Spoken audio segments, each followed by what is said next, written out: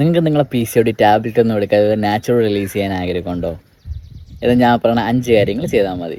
അതിന് മുമ്പേ നിങ്ങളുടെ ഫാമിലിയിൽ ഫ്രണ്ട്സിൽ PCOD ഉള്ള ആൾക്കാർക്ക് ഈ വീഡിയോ മറക്കാതെ ഷെയർ ചെയ്തേക്ക്.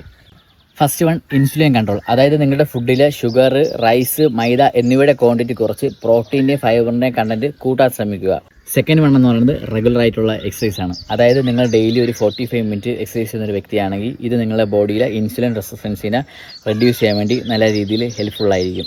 തേർഡ് വൺ, സ്ട്രെസ്സ് കൺട്രോൾ ചെയ്യുക എന്നുള്ളതാണ്. എപ്പോഴും നിങ്ങൾ സ്ട്രെസ് ആയിട്ട് ഇരുന്ന് കഴിഞ്ഞാൽ അത് നിങ്ങളുടെ ഹോർമോണിനെ നല്ല രീതിയിൽ ബാധിക്കും.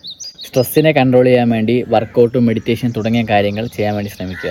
Fourth one, sleep quality. Daily നിങ്ങൾ 2 മണി 3 മണിക്കൊക്കെയാണ് വാങ്ങുന്നതെങ്കിൽ ഇത് നിങ്ങളുടെ ബോഡിയിലെ ഹോർമോൺ ഇംബാലൻസിന് കാരണമാകും. അതുകൊണ്ട് തന്നെ കമ്പൽസറി ആയിട്ട് 8 to 9 hours ഉറങ്ങാൻ വേണ്ടി ശ്രമിക്കുക. അടുത്തത് ഫിഫ്ത്ത് വൺ, ഏറ്റവും ഇമ്പോർട്ടൻ്റ് ആയിട്ടുള്ള കാര്യം, കൺസിസ്റ്റൻസി കീപ്പ് ചെയ്യുക എന്നുള്ളത്.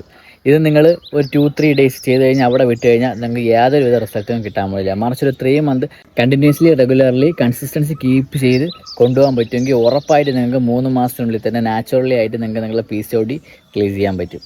ഇതുപോലുള്ള ഇൻഫർമേഷൻ വീഡിയോസിന് പേജ് വരെ ഫോളോ ചെയ്തിട്ടില്ലെങ്കിൽ ഫോളോ ചെയ്യാൻ മറക്കണ്ട.